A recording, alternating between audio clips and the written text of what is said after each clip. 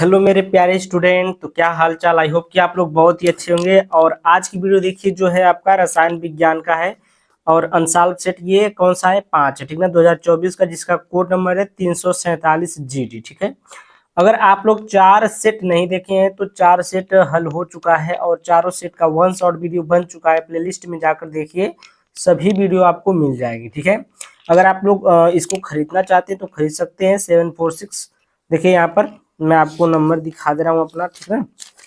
7 देखिए यहाँ पर 7460012763 ये मेरा मोबाइल नंबर है और इस पर आप लोग कांटेक्ट करके आप लोग इसको खरीद सकते हैं, जो 100 रुपये में आपको 4 साल का केमिस्ट्री का, 3 साल का फिजिक्स का और 1 या 2 साल का बायोलॉजी का PDF मिल जाएगा, ठीक है। तो हम लोग चलते हैं, देर न करते हुए सेट नंबर 5 को हल करते हैं, ठीक। तो यहाँ पर देखिए सेट नंबर 5 का आपका एक प्रश्न नंबर पहला है, बहुविकल्पी प्रश्न है। और ये देखिए क है, निम्नलिखित में से किसका पराशर दाब सबसे कम होता है। तो यहाँ पर देखिए जो आपका सबसे पराशर दाब जो सबसे कम होता है स्वर्ण विलयन का होता है। किसका? स्वर्ण विलयन का होता है, ठीक ना। किसका होता है? स्वर्ण विलयन, गोल्डन सॉल्यूशन इसको बोलते हैं इसमें। अब देखिए यहाँ पर ख वाला क्वेश्चन है, निम्नलिखित में से कौन अधिक अम्लीय है। अब आप लोग कहेंगे पहले से टिक मार लिए। पहले से टिक मारने का मतलब ये है कि पहले हम PDF बना लेते हैं, ठीक ना। जितने लोग पेड पैसे दिए रहते हैं उनके यहाँ PDF भेज दिया जाता है, ठीक है। पहले ही भेज दिया जाता है और ये वीडियो बाद में बनाई जाती है, ठीक है। 16 बिलियन हो गया इसमें। और निम्नलिखित में से कौन अधिक अम्लीय है। तो यहाँ पर देखिए ऑप्शन नंबर आपका थर्ड वाला सही हो जाएगा, C2H5OH। कौन सा? Ethyl alcohol. इनमें से, इन तीनों में से ज्यादा अम्लीय कौन है? एथिल एल्कोहल है आपका, ठीक है। उसके बाद प्रश्न नंबर ग है, करा है ल्यूकास अभिकर्मक है। इसमें से ल्यूकास अभिकर्मक देखिए सांद्र HCl प्लस निर्जल निर्जल ZnCl2 ये क्या होता है, उसमें उपयोग किया जाता है। किसमें? ल्यूकास अभिकर्मक, या कह सकते हैं ल्यूकास अभिकर्मक यही है, ठीक है। उसके बाद देखिए प्रश्न नंबर घ है। प्रश्न नंबर घ कह रहा है कि एसिटल्डिहाइड और एसीटोन में विभेद के लिए उपयुक्त अभिकर्मक कौन है। तो ये आपका कौन सा है?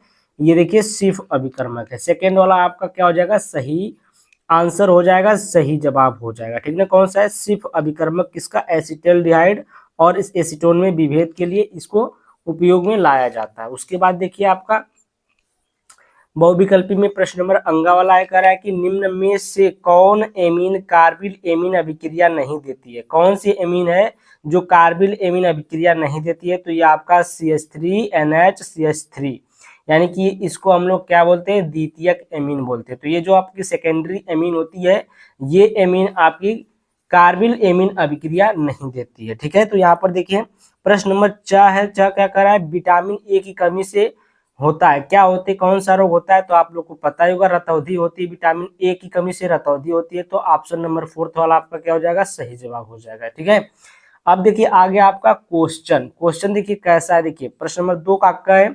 20 डिग्री सेल्सियस पर किसी पदार्थ के 45 ग्राम प्रति लीटर विलयन का पराशर दाब 3.2 वायुमंडल है। विलयन स्थिरांक के मान की गणना कीजिए।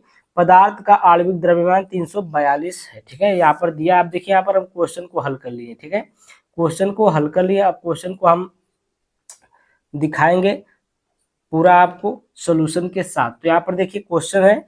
अब यहाँ पर देखिए दिया है, क्या दिया है? टी बराबर आपका कितना दिया है? 20 डिग्री सेल्सियस दिया है। टी बराबर कितना है? 20 डिग्री सेल्सियस दिया है। इसको हम लोग जब केल्विन में चेंज करते हैं तो 273 इसमें जोड़ देते हैं। तो 20 प्लस 273 केल्विन में चेंज करेंगे तो इसको जोड़ेंगे तो हो जाएगा 293 केल्विन। उसके बाद स्मॉल डब्ल्यू का मान आपका दिया है कितना? 45 ग्राम, ये स्मॉल डब्ल्यू का मान दिया है। जो भी आयतन है तो ये देखिए प्रति लीटर का है। तो प्रति मतलब एक, हर लीटर के मतलब 45 ग्राम, हर लीटर में 45 ग्राम। तो यहाँ पर देखिए प्रति मतलब 1 लीटर, ठीक ना। प्रति लीटर या आयतन कितना दे दिया? 1 लीटर दे दिया। पी बराबर देखिए यहाँ पर आपका दिया है वायुमंडल दाब जो दिया है, पराशर दाब कितना है? 3.2। पी बराबर दिया है 3.2 ATM। उसके बाद देखिए विलयन स्थिरांक मान की गणना करना, यानी कि आर स्थिरांक, यानी कि आर निकालना है। आपको पता ही होगा आर स्थिरांक होता है। और एम का जो देखिए पदार्थ का आणविक द्रव्यमान यहाँ पर 342 दिया है। कितना दिया है? 342 दिया है यहाँ पर। अब हम लोग फार्मूला देखिए लगाएंगे। फार्मूला है P V equal to NRT, ये फार्मूला होता है। और जब हम n के जगह पर W/m रखते तो ये फार्मूला चेंज हो जाता है। P V equal to W, तो यहाँ पर ये हो जाएगा क्योंकि आप लोग जानते हैं एन क्या होता है, मोल की संख्या होती है, मोल की संख्या है एन की, W भार बटे अणु भार होता है, ठीक ना। तो यहाँ पर देखिए क्या हो जाएगा, इसको हम लोग क्या कर देंगे, इधर कर देंगे, तो ये हो जाएगा PVM, और इसको हम लोग इधर कर देंगे तो WRT हो जाएगा, ठीक है। WRT इक्वल टू PVM, और R का मान निकालना है तो R बराबर निकाल लेंगे, तो R बराबर क्या आएगा formula, P into V into M अपान में ये स्मॉल w इंटू टी आ जाएगा, ठीक है। अब यहाँ पर हम लोग कुछ नहीं करेंगे, मान रखेंगे, तो R बराबर मान रखेंगे, देखिए P का मान 3.2 है, गुणे और V का आयतन का मान कितना 1 है, और स्मॉल m का मान 342 है, और ये स्मॉल w का मान 45 है, और ये जो t का मान है 293 आया, कितना आया 293। तो यहाँ पर जीरो हम बढ़ाए हैं क्योंकि यहाँ से दशमलव को हटाए हैं, ठीक है, दशमलव को हटाएंगे जीरो बढ़ाएंगे। उसके बाद इसको देखिए 45 से काटेंगे तो 5 से काटेंगे तो 9 से काटेंगे, 9 5 45 होगा, और 9 तिहाई 9 3 27, और 9 8 72 होगा, ठीक है। तो यहाँ पर 9 से काट दिए इसको। उसके बाद देखिए कुछ नहीं करेंगे, नीचे यहाँ पर देखिए R बराबर हो जाएगा 1216, इसका मल्टीप्लाई कर देंगे इसमें तो 1216 बटे में आपका आ जाएगा, इसका मल्टीप्लाई कर देंगे इसमें तो आ जाएगा 14,650। अब इसमें भाग दिया जाएगा तो R बराबर आपको प्राप्त होगा 0.083 ATM केल्विन इनवर्स, यानी कि केल्विन इनवर्स मोल इनवर्स, ठीक ना, ये इसका मात्रक है, तो ये आपको प्राप्त हो जाएगा, ठीक है, ये आपका आंसर हो जाएगा। उसके बाद प्रश्न नंबर 2 का ख देखते हैं। प्रश्न नंबर 2 का ख क्या है, कह रहा है कि 298 केल्विन पर 0.20 एम के सीएल मोलर केसीएल विलियन की चालकता 0.028 एस, यानी कि एस सीमेंस सेंटीमीटर इनवर्स है, ठीक ना। इसकी मोलर चालकता की गणना कीजिए। इसकी मोलर चालकता क्या करना है, गणना करना है। तो देखिए यहाँ पर दिया है m बराबर क्या दिया है 0.20 मोलर दिया है, ठीक है। उसके बाद k बराबर आपका 0.0248 सीमेंस सेंटीमीटर इनवर्स दिया है। लैम्डा m का मान आपको देखिए मोलर चालकता निकालना है, लैम्डा m का मान निकालना है, और ये लैम्डा m बराबर फार्मूला देखिए ये होता है k इंटू 1000 बटे में m, तो k इंटू 1000 बटे में m, ये फार्मूला आपको याद होना चाहिए, ठीक है। मोलर चालकता का फार्मूला, विशिष्ट चालकता का फार्मूला, ये सब आपको याद होना चाहिए। पारस्पर दाब का फार्मूला, सब फार्मूले याद रहेंगे तभी आपको क्वेश्चन लगाने में आसानी होगा, ठीक है। तो यहाँ पर हम क्या करेंगे, यहाँ पर दशमलव मान के का मान देखिए, के का मान रखेंगे ये वाला 0.0248 और 1000 है ही। उसके बाद यम का मान हम लोग रखेंगे 0.20। तो यहाँ पर देखिए कुछ नहीं करेंगे, हम लोग दशमलव को हटाएंगे, तो दशमलव देखिए यहाँ पर हटाएंगे, तो यहाँ पर देखिए जब दशमलव को हटाए हैं तो यहाँ पर देखिए 1 2 3 4 4 अंक पर है, तो 4 अंक से हम लोग क्या करेंगे, 0 से गुणा करेंगे, तो गुणा किए, और 4 अंक से गुणा किए तो 4 अंक से नीचे भी गुणा करेंगे, ठीक है। 4 अंक से नीचे भी गुणा किए, फिर 2 अंक से गुणा करेंगे, तो 2 अंक से गुणा करेंगे तो ये आएगा 100 ऊपर, ठीक है। अब देखिए 0 से 0 काटेंगे, 1 2 3 4, तो 1 2 3 4, फिर 1 0 ये, तो 1 0 ये कट गया, ठीक है। बचा क्या, 248 बटे में 2 बचा है, ठीक है। 248 बटे में 2 बचा है। अब इसको हम लोग क्या करेंगे, इसको काटेंगे तो आ जाएगा 124 सीमेंस सेंटीमीटर स्क्वायर और मोल इनवर्स, ये आपका क्या आ जाएगा, आंसर आ जाएगा। आंसर मिला लीजिएगा, यही आंसर आया, ठीक है। आगे चलते हैं नेक्स्ट क्वेश्चन पर हम लोग। और जो ये वाला सेट है आपका, सेट नंबर 5 जो है ना, इसमें बहुत ज्यादा एकदम मतलब न्यूमेरिकल नहीं पूछा है, ज्यादा थ्योरेटिकल नहीं पूछा है, ज्यादातर इसी प्रकार से पूछा है, अभिक्रिया पूछा है, क्वेश्चन पूछा है, ठीक है। तो यहाँ पर देखिए प्रश्न नंबर 2 का ग है, शून्य कोटि की अभिक्रिया के लिए वेग तथा वेग स्थिरांक के मात्रक लिखिए। वेग तथा वेग स्थिरांक के मात्रक देखिए, शून्य कोटि की अभिक्रिया का वेग जो होता है देखिए dx/dt इक्वल टू k, और ये कोष्टक में a, और इस शून्य कोटि की अभिक्रिया में यहाँ पर क्या आता है, शून्य आता है। तो ये आपको स्कूल में आपके कॉलेज में पढ़ाया गया होगा, ठीक है। तो के ये कोष्टक में a और पावर में 0 होता है जब ये शून्य कोटि की अभिक्रिया होती है, ठीक है। अब शून्य कोटि की अभिक्रिया मतलब जिसकी पावर शून्य होता है उसका मान क्या हो जाता है प्यारे बच्चों, उसका मान 1 हो जाता है, ठीक है। क्या हो जाता है, उसका मान 1 हो जाता है। यहाँ पर देखिए मात्रक हम लोग लिखेंगे, मात्रक यहाँ पर देखिए मोल इनवर्स, यहाँ पर ये देखिए मात्रक निकालने का एक तरीका है। देखिए मोल है 1 - n है, और यल n - 1 है, सेकेंड पर -1 है। जैसे अगर शून्य कोटि की अभिक्रिया है तो n का मान 0 रखेंगे, अगर प्रथम कोटि का अभिक्रिया का मात्रक निकालना है तो n का मान 1 रखेंगे, अगर द्वितीय कोटि का निकालना है तो उसका n का मान क्या रखेंगे 2 रखेंगे। तो यहाँ पर आप लोग ध्यान से देख सकते हैं n बराबर 0 शून्य कोटि के लिए, n बराबर 1 प्रथम कोटि के लिए, n बराबर 2 लिखेंगे द्वितीय कोटि के लिए, अगर कोई भी दिया निकालने के लिए तब। तो यहाँ पर देखिए यही फार्मूला आपको याद होना चाहिए, फार्मूले पर n का मान बस रखना है आपको। तो यहाँ पर देखिए n बराबर जब 0 रखेंगे तो शून्य कोटि की अभिक्रिया का मात्रक निकलेगा, तो यहाँ पर क्या हो जाएगा 0 का मान ये 0 हो जाएगा, तो 1 में से 0 तो घटता नहीं, तो 1 ही बचेगा। उसके बाद देखिए और यहाँ पर n बराबर 0 रखेंगे तो 0 में से -1 घटाएंगे तो -1 ही बचेगा, और सेकेंड -1 है तो -1 रहेगा ही, ठीक है। उसके बाद देखिए और मोल के पावर 1 है तो मोल लिख लिए उसी प्रकार से, और इसके पास -1 लिखा है तो L इनवर्स और सेकेंड इनवर्स, तो mole into L inverse litre inverse और सेकेंड इनवर्स, ये इसका मात्रक होगा, ठीक है। तो मात्रक निकालने का ये फार्मूला आपको पता होना चाहिए, फार्मूला बहुत बढ़िया है, ठीक है। उसके बाद देखिए निम्नलिखित यौगिकों के IUPAC नाम लिखिए, तो IUPAC नाम भी पूछता है, तो IUPAC नाम देख लेते हैं हम लोग। देखिए CH3 CH CH3 CH2 CH2 CHO, इसका अगर हम लोग इसको देखिए संक्षेप में, मतलब इसको अगर हम लोग बड़े करके लिखें तो यहाँ पर जो ये कोष्टक में CH3 है, ये CH3 इसी पर लटका हुआ है, ठीक है। तो यहाँ पर देखिए हम लिखे हैं CH3 CH और इसी पर लटका है CH3, और ये आपका CH2 है, CH2 है, CHO है। तो हम लोग नंबरिंग किधर से करते हैं, जिधर से ये ग्रुप आता है, ठीक है। तो ग्रुप किधर से आया, देखिए CHO ग्रुप आया है, CHO ग्रुप के लिए हम लोग नंबरिंग कहाँ से करेंगे, यहाँ से करेंगे, जो बड़ी श्रृंखला होगी वहीं पर हम लोग लेकर जाएंगे, ठीक है। तो यहाँ पर देखिए 1 2 3 कार्बन, 4 कार्बन, 5 कार्बन, और ये 4 कार्बन इधर भी आ सकते हैं। देखिए 1 कार्बन 2 3 4 5, तो ये साइड चेन हो जाएगा, और जब हम लोग सामने जाएंगे सीधे जाएंगे तो ये साइड चेन हो जाएगा, तो सीधे वाला आसान पड़ता है, ठीक है। तो 1 2 3 4 5 ये साइड वाला, ये साइड चेन हो गया। अगर इधर एक और रहता है यहाँ पर ना, तब इधर आते हैं, क्योंकि ये वाली बड़ी चेन हो जाती है, 6 चेन हो जाती है, 6 कार्बन की चेन। तो 6 कार्बन की चेन नहीं है, इसलिए हम लोग ये इधर चले गए, 5 इधर भी आएगा, 5 इधर भी आएगा, तो सीधे वाले ले लिए।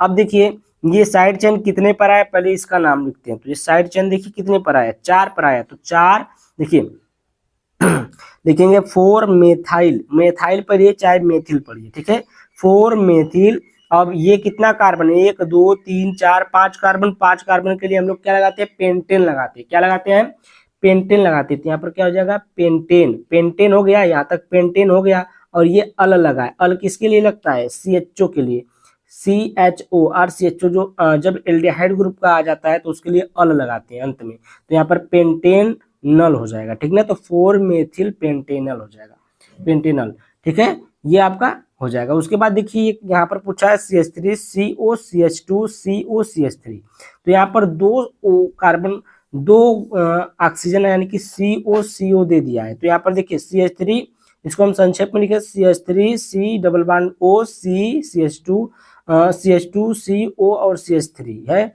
अब इसको हम लोग देखिए नॉर्मली एकदम, जब इसमें 2 बार दे दिया है CO तो हम लोग नॉर्मली इसको क्या कर देंगे, देखिए नाम लिख देंगे। तो 1 2 3 4 5 काउंटिंग करनी है, 5 कार्बन है इसमें, 5 कार्बन को हम लोग क्या बोलेंगे, पेंटेन बोलेंगे। तो 5 कार्बन को हम देखिए पेंटेन लिख लिए, क्या लिखिए, पेंटेन लिखे।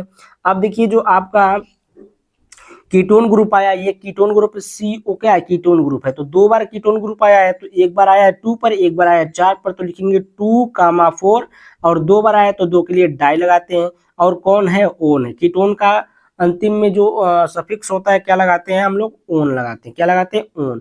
तो पेंटेन 2,4 डाई ओन हो जाएगा, ठीक है। इसको 1 पढ़िएगा, ओन पढ़िएगा, ओन हो जाएगा। ये आपका IPAC नाम हो गया। हम लोग आगे चलते हैं। अब देखिए आपका आता है प्रश्न नंबर 3। प्रश्न नंबर 3 जो है आपका क है, प्रश्न नंबर 3 का क, एक गैसीय अभिक्रिया के वेग को आधा किया जाता है जबकि पात्र का आयतन 2 गुना किया जाता है, अभिक्रिया की कोटि ज्ञात कीजिए। अभिक्रिया की क्या करना है, कोटि निकालना है, ठीक है, कोटि ज्ञात करना है जो पावर में होता है। तो यहाँ पर देखिए हम लोग एक मान लीजिए पात्र ले लिए हैं, पात्र वेग ये R1 है, ये देखिए एक गैसीय अभिक्रिया के वेग को आधा किया जाता है, तो जब इसका 2 बार हम लोग निकालेंगे यानी कि R1 और R2 करके निकालेंगे, तो R1 जब लेंगे तो यहाँ पर K हो जाएगा, और A1 लेंगे, यहाँ पर A1 जब R1 होगा तो A1 होगा, जब R2 होगा तो A2 होगा, तो यहाँ पर K A1 और इसकी पावर जो होता है ये N होगा, ठीक ना, क्या होगा, N होगा। तो ये पावर समीकरण नंबर 1 मान लेंगे, फिर R2 निकालेंगे तो R2 बराबर K और A2 पावर में n, और ये समीकरण नंबर 2। प्रश्न से हम चलेंगे, देखिए वेग आधा किया गया, जब वेग आधा किया जाएगा तो यहाँ पर देखिए R2 बराबर क्या आएगा, R2 बराबर R1 बटे में 2, यानी कि जब उसका जो R2 है उसका आधा, R1 का आधा किया गया तो R1 बराबर R1 बटे में क्या हो जाएगा, 2 हो जाएगा, R1 बटे में 2, ठीक ना, तो इसका आधा हो गया। उसके बाद पात्र का आयतन 2 गुना किया गया, 2 गुना अगर हम लोग करेंगे पात्र का आयतन, जो आपका क्षेत्रफल है ये, इसका आयतन जब हम लोग 2 गुना करेंगे तो A1 इक्वल टू 2A2 क्या हो जाएगा, जो A2 होगा आपका क्या हो जाएगा, 2 गुना हो जाएगा, ठीक ना।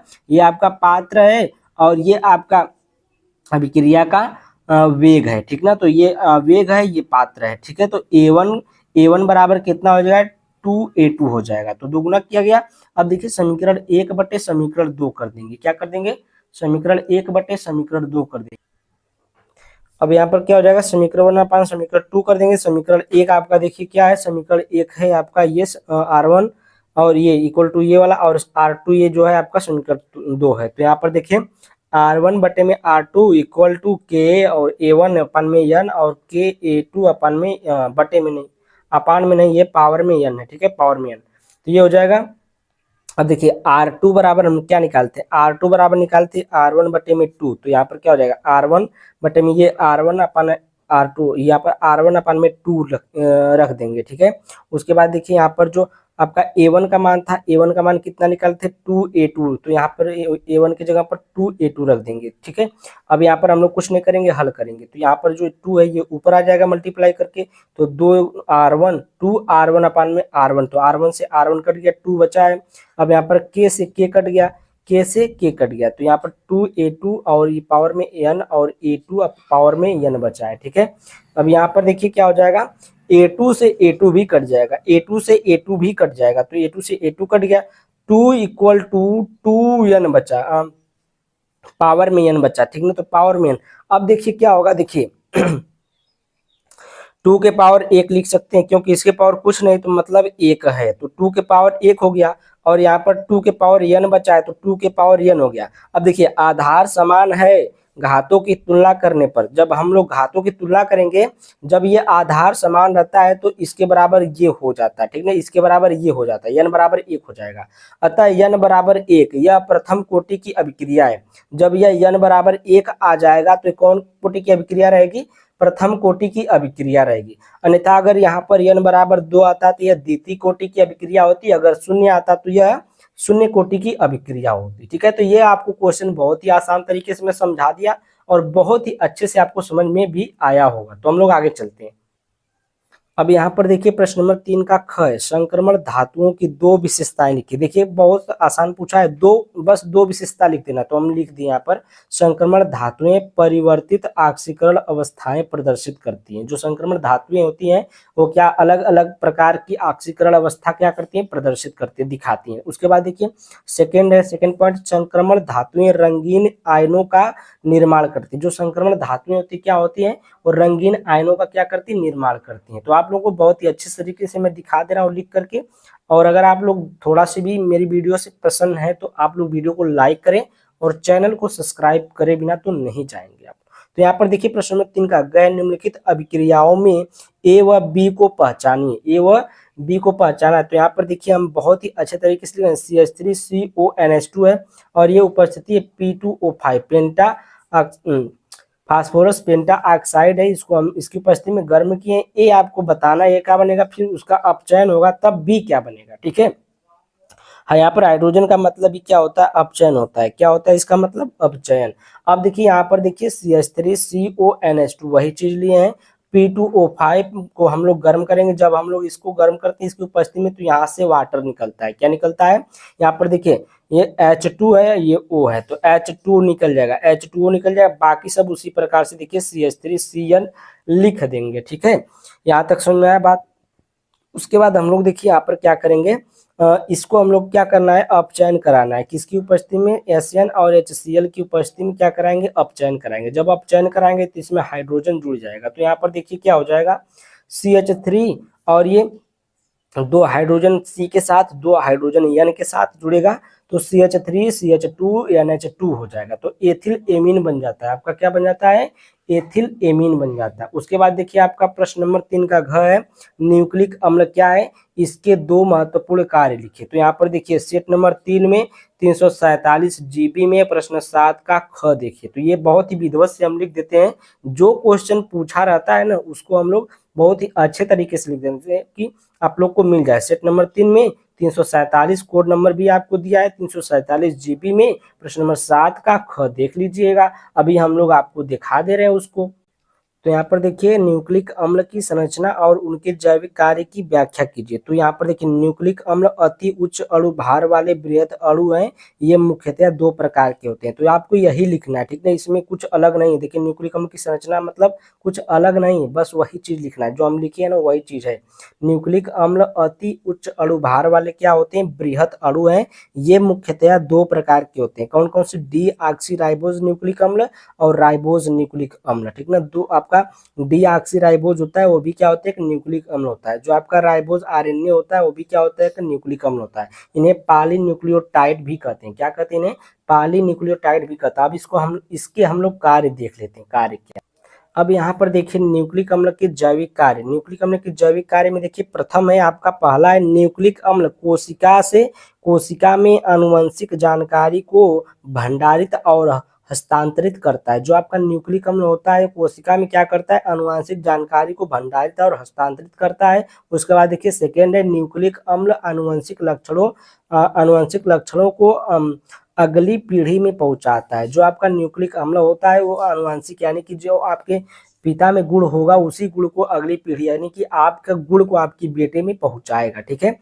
तीसरा है कि न्यूक्लिक अम्ल प्रोटीन संश्लेषण में मदद करता है। प्रोटीन संश्लेषण में ये न्यूक्लिक अम्ल जो होता है क्या करता है? मदद करता है। उसके बाद चौथा है न्यूक्लिक अम्ल आनुवंशिक कोड को एनकोडिंग डिकोडिंग और स्थानांतरित करता है। एनकोडिंग डिकोडिंग करता है ये जो आपका न्यूक्लिक अम्ल होता है, ठीक ना। उसके बाद अगर और आप जानकारी इसके लिए न्यूक्लिक अम्ल की जानना चाहते हैं तो और ये जानकारी यहाँ पर दी गई है, ठीक है। तो आप लोग अगर आप लोग PDF लेना चाहते हैं तो PDF के लिए हमें कांटेक्ट कर सकते हैं। और PDF बहुत ही मतलब इतने देखिए 7460012763 इस नंबर पर आप लोग कांटेक्ट करिए, व्हाट्सएप करिए और आप लोग PDF खरीद लीजिए, ठीक ना। केमिस्ट्री का अगर सिर्फ लेना चाहते हैं तो 50 रुपया, और केमिस्ट्री फिजिक्स बायोलॉजी तीनों लेना चाहते हैं तो 100 रुपया लगेगा, ठीक है। उसके बाद चलिए हम लोग इसको स्टार्ट करते हैं। देखिए पहला ही प्रश्न क्या है, किसी प्रथम कोटि की अभिक्रिया के लिए सिद्ध कीजिए कि 3/4 अभिक्रिया को पूर्ण करने में लगा समय उसकी अर्ध आयुकाल का 2 गुना होता है। ये क्वेश्चन बार बार पूछा जाता है, ठीक है, कि किसी भी ऐसी अभिक्रिया को सिद्ध कीजिए कि जो 3/4 अभिक्रिया को पूर्ण करने में लगा समय उसकी अर्धायुकाल के का 2 गुना हो। तो यहाँ पर देखिए सिद्ध करना है हमें, क्या सिद्ध करना है? देखिए यही देखिए आपका T बराबर 2 इंटू ये T हाफ है, ठीक ना। इसको अर्ध कहते हैं, अर्ध समय है ये। यही आपको सिद्ध करना है कि T बराबर 2 गुणे किसका होता है? देखिए लगा समय उसकी अर्ध आयुकाल का 2 गुना, ये अर्ध आयुकाल है इसका 2 गुना होता है, ठीक है। तो यही आपको सिद्ध करना है। देखिए अब यहाँ पर हम लोग एक फार्मूला जानते हैं, ये K बराबर होता है 2.303 बटे में T और log 10 A/A-x होता है। ये आपको पता होना चाहिए, ये फार्मूला हम जानते हैं, मतलब आप लोग भी जानते हैं, फार्मूला तो पढ़े ही होंगे। K बराबर 2.303 बटे में T log 10 A/A-x होता है। अब देखिए जो A होता है इसका मान क्या होता है? A। तो यहाँ पर देखिए जब प्रतिशत दिया रहेगा तो A बराबर 100 होगा। जब प्रतिशत इसमें दिया रहेगा, कहीं परसेंट लिख रहा है? नहीं लिखा है। तो अगर परसेंट नहीं दिया रहेगा तो A बराबर हम लोग 1 रख सकते हैं। क्या रखेंगे? 1 रखेंगे। जब परसेंट नहीं दिया रहेगा तो क्या रखेंगे? 1। ये नोट में हम इसलिए लिख दिए हैं कि आप लोग को समझ में आ जाए, ठीक है। तो यहाँ पर x बराबर क्या दिया है? 3/4 दिया है, तो x का मान 3/4 रखेंगे और A की जगह पर 1 रखेंगे, तो 1/1 - 3/4 हो जाएगा। तो ये हो गया।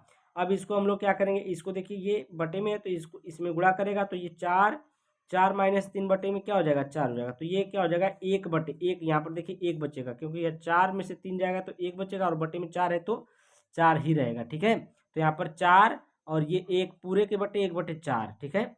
और ये इधर का सेम रहेगा। तो ये अभी हम लोग आगे चलते हैं। अब देखिए यहाँ पर के बराबर क्या हो जाएगा, 2.303 बटे में टी log बेस 10, और ये जो बटे में 4 था ये 4 ऊपर चला जाएगा तो 4/1 हो जाएगा। ठीक है, के बराबर देखिए 4 को हम लोग क्या लिख सकते हैं, 2 के पावर 2 लिख सकते हैं ना, के ये क्या क्या लिख सकते हैं, 2 के पावर 2 लिख सकते हैं। अब देखिए एक फार्मूला होता है, अगर किसी के log में पावर के पावर होता है तो उसका फार्मूला क्या होता है, देखिए log m के पावर n है, इसका मतलब ये m है और ये n है। ठीक, तो यह n जो होता है आगे आ जाता है, तो देखिए n log m हो जाता है, ये फार्मूला होता है। ठीक ना, log m के पावर n बराबर होता है n log m। अब देखिए n log m क्या है, तो ये 2 आगे आ जाएगा, तो देखिए गुणे 2 log, ये बेस में 10 है, बेस में 10 है तो 10 हट भी सकता है, log 2 हो जाएगा। ठीक है, तो यहाँ पर क्या हो जाएगा, log 2। अब देखिए log 2 है तो log 2 का देखिए मान यहाँ पर हम निकाले हैं कि ये log 2 का मान होता है 0, यहाँ पर 0 भी लगा सकते हैं। ठीक है, तो 0.3010 इसका मान होता है 0.3010, किसका, log 2 का मान होता है 0.3010, मान को याद रखिएगा। और सब कुछ उसी प्रकार है। अब आएंगे आगे, के बराबर हो जाएगा 2.303 बटे में टी है, और इंटू में टू था तो 2 है, और गुणे में इसका मान रखेंगे 0.3010। समीकरण नंबर इसको यहीं पर हम लोग छोड़ देंगे। अभी हम यहाँ पर क्यों छोड़ रहे हैं, आगे चलते हैं। देखिए ये तो आपका फार्मूला जो जो मान दिया था 3/4 पर, उस पर हल हुआ है तो इतना आया है। अब देखिए अर्ध आयु काल के लिए, अर्ध आयु के लिए जब हम लोग निकालेंगे तो टी हाफ बराबर एक फार्मूला होता है, टी हाफ बराबर एक फार्मूला होता है 0.693 बटे में के। तो के का मान हम इसीलिए निकाल के यहाँ पर रखें कि यहाँ पर मान रख सकें। तो के बराबर अगर हम इसको कर दें, देखिए अगर हम लोग के बराबर कर दें कि दोनों को हम लोग बराबर में ले सकते हैं, तब दोनों को बराबर में लेंगे। जैसे अगर के बराबर यहाँ पर हो गया तो के बराबर ये भी है, के बराबर ये भी है, तो इसके बराबर ये भी है। ठीक है, ये बात समझ में आ रही है कि नहीं। अब देखिए यहाँ पर इसके बराबर, ये के बराबर है ना, ये के बराबर इतना है, और यहाँ पर भी के बराबर इतना है, तो इसके बराबर इतना हम लिख सकते हैं। तो इसको हम लोग समीकरण 2 मान लेते हैं। अब समीकरण 1 बटे में समीकरण 2, यानी कि समीकरण 1 भागे समीकरण 2 करेगा तो के बटे में के हो जाएगा, तो के बटे में के बराबर में हो जाएगा 2.303 इंटू में 2 इंटू 0.3010, ये मान ऊपर दिया था, टी है, समीकरण 1 है ये, और समीकरण 2 जो है 0.693 बटे में टी हाफ ये। अब देखिए के से के कैंसिल हो जाएगा, और ये देखिए क्या हो जाएगा, ऊपर चला जाएगा। ठीक है, ये क्या बचा है, देखिए एक बराबर ये बचा आपका 0.693 गुणे में 2, तो इतना हो गया। जब देखिए इसका 2.303 और गुणे में इसका 0.3010 का जब गुणा करते हैं तो इतना ही आता है, आपको ये याद होना चाहिए। 0.693 कब आता है, जब 2.303 और 0.3010 का मल्टीप्लाई करते हैं तब इतना आता है। ठीक है, और बटे में गुणे में क्या बचा, 2 बचा, गुणे में 2 रहने दीजिए, इसी तरह रहने दीजिए। आगे बटे में टी, और पूरे के बटे में 0.693 बटे में टी हाफ, जो नीचे था वही है। ठीक है, अब इसको आगे चलेंगे हम लोग, तो आगे देखिए क्या एक बराबर हो जाएगा, ये ऊपर नीचे देखिए ये जाएगा ऊपर, ठीक ना, ये जाएगा ऊपर, यहाँ पर मल्टीप्लाई करेगा तो यहाँ पर देखिए 0.693 गुणे में 2 बटे में टी, ये वाला हो गया, और ये वाला ऊपर जाएगा तो यहाँ पर देखिए टी हाफ बटे में 0.693, जो तो 0.693 से 0.693 कैंसिल हो जाएगा, ये कैंसिल हो गया। ठीक है, कैंसिल हो गया ना। अब देखिए ये टी जो है, टी टी इधर मल्टीप्लाई करेगा तो एक एक एक गुणा टी करेगा तो टी हो जाएगा, तो ये टी बराबर आ जाएगा का आपका क्या आ जाएगा, 2 गुणे टी हाफ, यानी कि 2 गुणे टी हाफ, जो आपको सिद्ध करना था वही आ गया, टी बराबर 2 टी हाफ आ गया। ठीक ना, जो आपका अर्ध आयुकाल का 2 गुना होता है, तो ये आपका आ गया, तो हेंस प्रूफ यहाँ पर लिख देंगे, आपका जो प्रूफ करना था प्रूफ हो गया। ठीक है, हम लोग आगे नेक्स्ट क्वेश्चन पर चलते हैं। यहाँ पर देखिए प्रश्न नंबर 4 का ख है, गुणात्मक विश्लेषण में उपयुक्त उदाहरण देते हुए जटिल यौगिकों के महत्व को समझाइए। तो यहाँ पर देखिए पहला है, क्षारीय मूलकों के शून्य वर्ग में NH4+ मूलक व्यवस्थित है, जब अमोनिया लवण के मूल विलयन में CuSO4 विलयन मिलाते हैं तब CuNH4 NH3 का 4 और SO4 का गहरा नीला रंग आता है, जो NH4+ की उपस्थिति की पुष्टि करता है। ठीक है, यहाँ पर पहली पॉइंट हो गई। दूसरी पॉइंट देखिए क्या है, क्षारीय मूलक के चतुर्थ समूह में Ni+2, यानी कि ये इसका आयन, ठीक ना, जो निकिल है, निकिल का आयन कितना है, +2 है, तो Ni+2 है। का परीक्षण करने के लिए मूल विलयन में डाई मेथिल ग्लाइऑक्सिन DMG मिलाने पर गुलाबी रंग का संकर यौगिक बनता है जो Ni2+ जो क्या Ni+2 की उपस्थिति की पुष्टि करता है। ठीक है, तो यहाँ तक आपको ये गुणात्मक विश्लेषण था। गुणात्मक विश्लेषण में क्या था, ये आपका जो था इतना ही आपको लिख लेना है। ठीक ना, ये जो भी आपको मतलब ये इतना बहुत है। ठीक है, आगे चलते हैं हम लोग। देखिए नेक्स्ट क्वेश्चन है, ये निम्नलिखित में से एक आयोडोब्यूटेन प्रस्तुत 1 आयोडोब्यूटेन प्रस्तुत करने का रासायनिक समीकरण लिखिए। तो 1 ब्यूटेनॉल से, 1 क्लोरो ब्यूटेन से और ब्यूट 1 इन से, तीनों से क्या प्राप्त करना है, 1 आयोडोब्यूटेन। तो 1 आयोडोब्यूटेन आपको देखिए हम प्राप्त करके दिखा रहे हैं। पहला है देखिए किससे प्राप्त करना है, 1 ब्यूटेनॉल से। 1 ब्यूटेनॉल से देखिए ये क्या है, CH3 CH2 CH2 CH2 और OH लगा है तो नाल हो गया। नाल का मतलब एल्कोहल। ठीक ना, ब्यूटेनॉल का मतलब क्या है, ये एल्कोहल है। ठीक ना, एल्कोहल 1 2 3 4 4 कार्बन जुड़ा है तो ब्यूट है, और ये पहले कार्बन पर OH है तो 1 ब्यूटेनॉल हो गया। ठीक है, अब किसकी उपस्थिति में, यहाँ पर देखिए I2 की उपस्थिति में इसका क्या करेंगे, ये रेड है और ये I2 की उपस्थिति में रेड, ये लाल I2 की उपस्थिति में इसका हम लोग क्या करेंगे, रिएक्शन कराएंगे। ठीक है, तो यहाँ पर हम लोग रिएक्शन जब कराएंगे तो देखिए क्या बनेगा, CH3 CH2 CH2 CH2 और यहाँ पर जो आपका OH था यहाँ पर आपका आ जाएगा I। क्या आ जाएगा, यहाँ पर I आ जाएगा। तो इसका नाम क्या हो जाएगा, इसका नाम क्या हो जाएगा, 1 आयोडोब्यूटेन। क्या हो जाएगा, 1, ये 1 पर आया है आयोडीन तो ये 1 आयोडो, और ये 1 2 3 4 ब्यूटेन है तो ब्यूटेन। ठीक ना, 1 आयोडोब्यूटेन, सब में वही बनेगा। अब यहाँ पर देखिए दूसरा है कि 1 क्लोरो ब्यूटेन से बनाना है। तो यहाँ पर देखिए ये क्लोरीन किस पर आया, 1 पर आया पहले वाले पर, और कितना 1 2 3 4 है तो 1 क्लोरो ब्यूटेन इसको बोलेंगे। 1 क्लोरो ब्यूटेन से हम लोग क्या बनाएंगे, 1 आयोडोब्यूटेन। तो यहाँ पर देखिए NaI यानी सोडियम आयोडाइड की उपस्थिति में एसीटोन, सोडियम आयोडाइड और एसीटोन की उपस्थिति में हम लोग इसको क्या करेंगे, रिएक्ट कराएंगे। तो जब हम इसका रिएक्शन कराते हैं तो ये Cl जो है Na के साथ जुड़ जाता है, और जो इसके साथ I जुड़ा है ये यहाँ पर जुड़ जाता है इसके साथ। तो यहाँ पर देखिए आपका जुड़ गया, यह CH3 CH2 CH2 CH2 और यहाँ पर I, तो ये हो जाएगा 1 आयोडोब्यूटेन। और यहाँ पर निकल जाएगा आपका Na, और ये Cl इसके साथ निकल जाएगा, NaCl निकल जाएगा। ठीक है, उसके बाद देखिए तीसरा है, तीसरा कर रहा है ब्यूट 1 इन से। तो ब्यूट 1 इन क्या होता है, देखिए CH3 CH2 CH और यहाँ पर डबल बाड CH2, ये पहले ही कार्बन से हम लोग डबल बाड जुड़े हैं तो इसी को बोलेंगे ब्यूट। देखिए 1 2 3 4 कार्बन, 4 कार्बन को हम लोग क्या बोलते हैं, ब्यूट बोलते हैं, और पहले कार्बन पर ही क्या जुड़ा है तो डबल बाड जुड़ा है तो उसके लिए 1 लगाएंगे, और ये डबल बाड को बोलते क्या है, इन बोलते हैं तो 1 इन बोलेंगे। ठीक है, ब्यूट 1 इन बोलेंगे। तो ये हो गया ब्यूट 1 इन, या ब्यूटिन भी इसको बोल सकते हैं। तो ब्यूट 1 इन, और ये देखिए हाइड्रोजन ब्रोमाइड लिए, हाइड्रोजन ब्रोमाइड किसकी उपस्थिति में, पराक्साइड, हाइड्रोजन ब्रोमाइड और पराक्साइड की उपस्थिति में हम लोग इसको क्या करेंगे, हीट करेंगे, और ये क्या हो जाएगा CH3 CH2 CH2 Br, यानी कि ये ब्रोमोप्रोपेन बन जाएगा। क्या बन जाएगा, 1 ब्रोमोप्रोपेन बन जाएगा। तो ये 1 ब्रोमोप्रोपेन बना, फिर इससे हम लोग क्या बनाएंगे, देखिए NaI यानी कि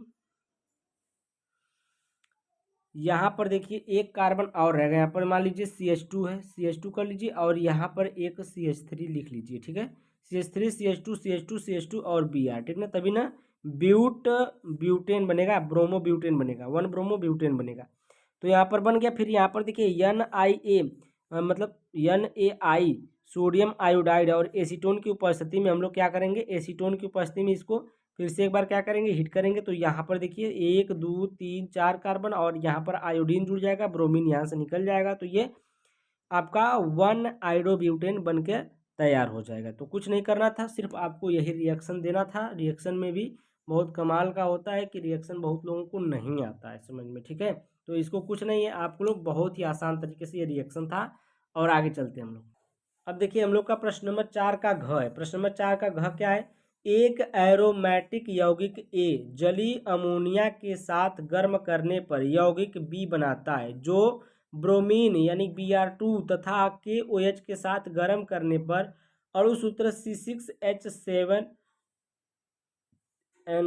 वाला यौगिक C बनाता है। A, B तथा C यौगिकों की संरचना एवं इनके नाम लिखिए। तो यहाँ पर देखिए हम बहुत ही अच्छे तरीके से यहाँ पर लिख लिए हैं।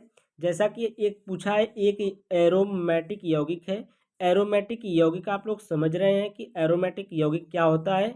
एक जो चयन वाला जो यौगिक होता है उसी को हम लोग एरोमेटिक यौगिक बोलते हैं, ठीक ना। ए जली विलयन के साथ क्या करके गर्म करने पर यौगिक बी बनाता है, यानी कि जली अमोनिया के साथ जब गर्म करेंगे उसके साथ तो क्या करेगा, ये यौगिक बी बनाता है, जो Br2 तथा KOH के साथ गर्म करने पर अणुसूत्र C6H7N बनाता है। यानी कि यहाँ से आपको समझ में आ रहा है C6H7 बना रहा है, तो ये C6H7 यानी कि बेंजीन है और नाइट्रोजन जुड़ा है तो इस पर एनिलीन होगा, ठीक है। तो यहाँ पर देखिए पहला यहाँ पर देखिए हम लोग लिए C6H5CONH2, ठीक ना। ये क्या है आपका, देखिए ये क्या है आपका कार्बामाइड है, ठीक ना। बेंजीन कार्बामाइड है, प्लस में ये Br2 प्लस में 4KOH लिए हैं। और जब इसकी उपस्थिति में हम लोग गर्म करेंगे इसको, जब हम लोग इसको गर्म करेंगे तो ये क्या बनेगा आपका C6H5NH2 प्लस में K2SCO3 पोटेशियम कार्बोनेट बनेगा, प्लस में 2KBr पोटेशियम ब्रोमाइड, प्लस में H2O निकलेगा, 2H2 निकलेगा, ठीक है। आपको सही से दिख नहीं रहा था। तो यहाँ पर आपका ये जो देखिए, अब इसको देखिए जल में हम लोग क्या कर रहे हैं, C6H5COOH को, यानी कि ये क्या है आपका C6H5COOH है, ये आपका बेंजोइक एसिड है। क्या है, बेंजोइक एसिड को जलीय NH3 कहा है ना कि जलीय अमोनिया के साथ, तो जलीय अमोनिया के साथ गर्म करते हैं तो क्या बनता है, यहाँ पर देखिए C6H5NOONH4 बनता है, ठीक है, ये बनता है। फिर इसके यहाँ पर एक बार हीट करेंगे तो यहाँ से H2O निकलेगा, यहाँ से क्या निकलेगा, H2O निकलेगा, जो यहाँ पर C6H5CONH2 बनेगा। क्या बनेगा, C6H5CONH2 बनेगा, जो आपका बी था वही बना है, ठीक है।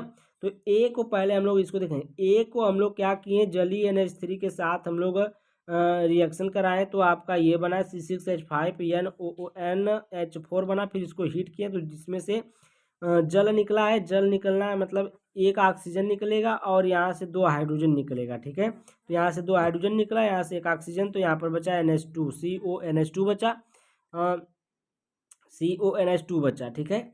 अब उसके बाद देखिए यहाँ पर जो आपका ये जलीय NH3 था, तो यहाँ पर पहले ए था, ये क्या था, ये आपका था जलीय अमोनिया के साथ, तो जलीय अमोनिया कौन है, यही वाला है, यही जलीय अमोनिया के साथ गर्म करता है, ये आपका कौन हो जाएगा, ए हो जाएगा, ठीक ना, ए हो जाएगा। उसके बाद देखिए के साथ गर्म करने पर यौगिक बी बनता है, जो यौगिक रहेगा वो क्या बनेगा, बी बनेगा। तो यौगिक कौन सा बना है आपका, ये वाला बना है, तो ये यौगिक क्या हो जाएगा आपका, बी हो जाएगा, ठीक ना, ये यौगिक क्या हो जाएगा, बी हो जाएगा। अब उसके बाद देखिए जो Br2 तथा KOH के साथ गर्म करने पर अणुसूत्र C6H7N वाला यौगिक बनाता है, सी बनाता है, यौगिक क्या बनाता है, सी बनाता है। अब देखिए जो ये वाला बी बना है इसको हम लोग क्या करेंगे, यहाँ पर देखिए ब्रोमीन जल से क्या करेंगे, रिएक्शन कराएंगे, ये एक अभिक्रिया है, ठीक ना, ये अभिक्रिया है, याद नहीं आ रहा है कौन सी अभिक्रिया है, ठीक है। तो यहाँ पर देखिए C6H5CONH2 प्लस में Br2 प्लस में 4KOH इतना ले लिए हम लोग।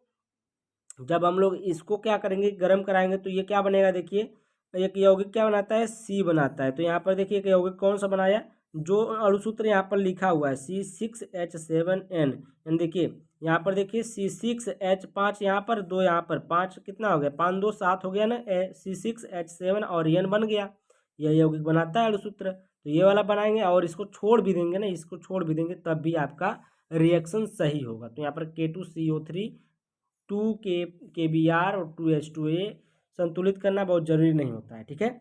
तो यहाँ पर जो आपका बनाना था बन गया, और जो बनेगा उसका नाम सी रख दीजिएगा। अब इसका संरचना लिखना है तो संरचना देखिए, अगर संरचना लिखेंगे बहुत ही आसान संरचना, देखिए बेंजोइक अम्ल, देखिए जब यहाँ C6H5 है तो 1 2 3 4 ये बेंजीन बना लेना है, बेंजीन के ऊपर आपको COOH ओइक एसिड रख देना है। उसके बाद देखिए बेंजामाइड जो है, बेंजामाइड ये आपका, ठीक ना, बेंजामाइड का रिएक्शन, बेंजामाइड का देखिए संरचना है, ये बेंजामाइड है, यहाँ पर आप लोग डायरेक्ट भी लिख सकते हैं, CONH2 लिख सकते हैं। यहाँ पर O ऐसे कर दिए हम, लेकिन आप यहाँ पर CONH2 भी लिख सकते हैं, ठीक है। उसके बाद एनिलीन जो आपका बना था, ये आपका क्या बना था, एनिलीन बना है। जो C वाला जो बना है वो एनिलीन बना है। तो यहाँ पर देखिए एनिलीन का फार्मूला क्या होता है, बेंजीन पर NH2 जुड़ा होता है, उसी को हम लोग क्या बोलते हैं, एनिलीन बोलते हैं। उसके बाद देखिए प्रश्न नंबर आपका 5 आता है। प्रश्न नंबर 5 में देखिए क्या है, प्रश्न नंबर 5 देखिए 5 का क है, अम्लीकृत KMnO4 विलयन किस प्रकार फर्स्ट फेरस सल्फेट से, सेकेंड SO2 से, और थर्ड ऑक्सैलिक अम्ल से, फोर्थ है सोडियम थायोसल्फेट से अभिक्रिया करता है, ठीक ना। कौन, अम्लीकृत जो आपका KMnO4 है विलयन किस प्रकार फेरस सल्फेट से, SO2 से, ऑक्सैलिक अम्ल से, सोडियम थायोसल्फेट से किस प्रकार से क्रिया करता है, ये आपको क्या करना है, बताना है।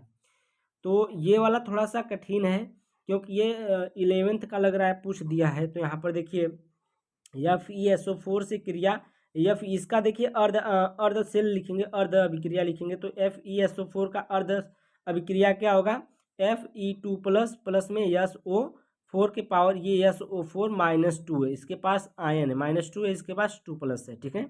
और ये KMnO4 का इसकी तरह इसी तरह लिखेंगे तो K प्लस हो जाएगा और ये MnO4 माइनस हो जाएगा। अब दोनों का जब हम लोग जो ऑक्सीडेशन अभी आप लोग पढ़े होंगे,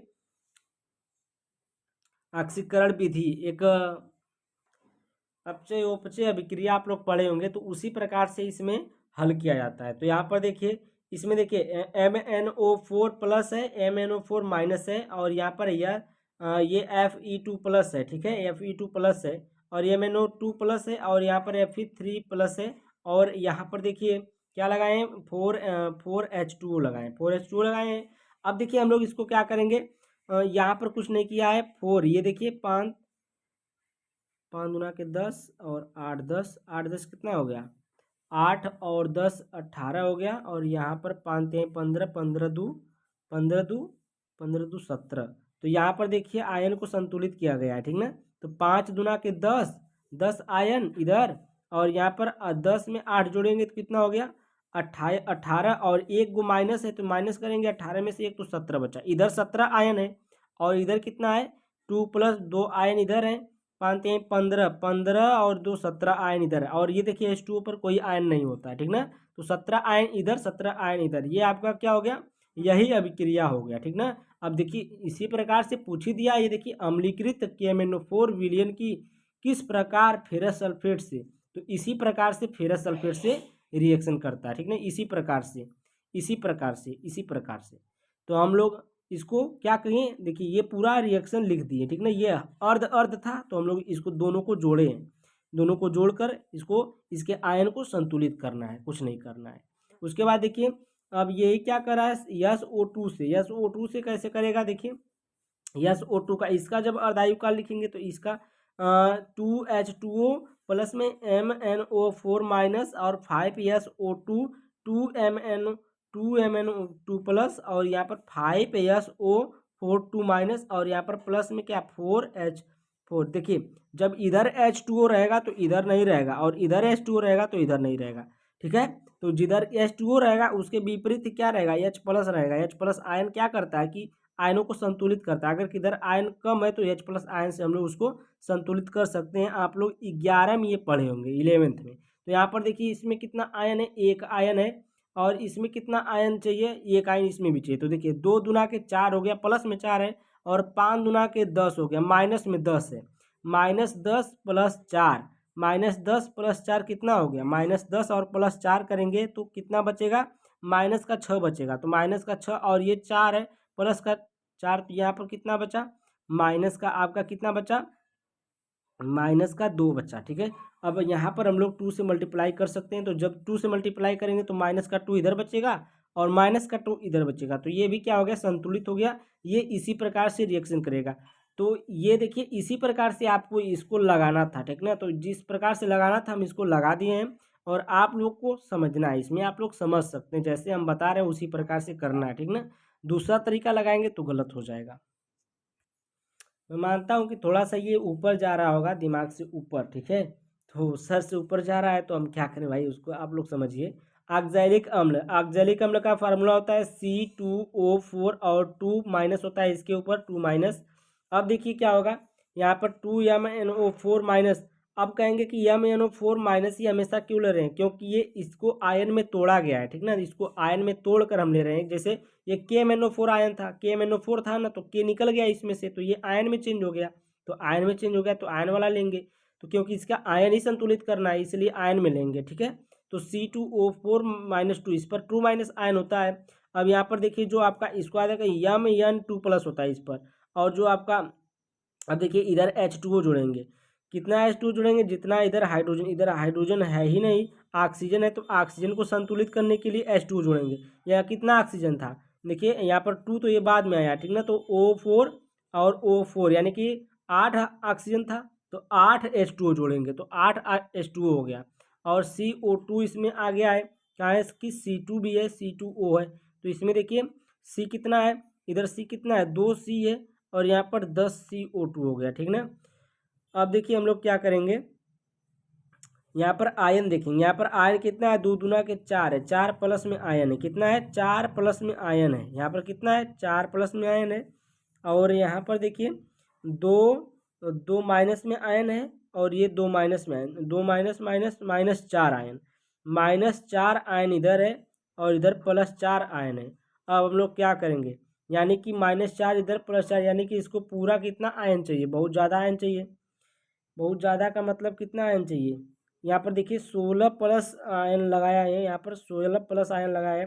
तो 16 अगर लगा है तो 16 क्यों लगाया, देखिए 16 लगाने का मतलब ये है कि 4 जब इसमें आएगा, 4 माइनस में है, 4 माइनस में है, तो ये आएगा 12, फिर 12 ये 4 है, तो ये हो जाएगा 8।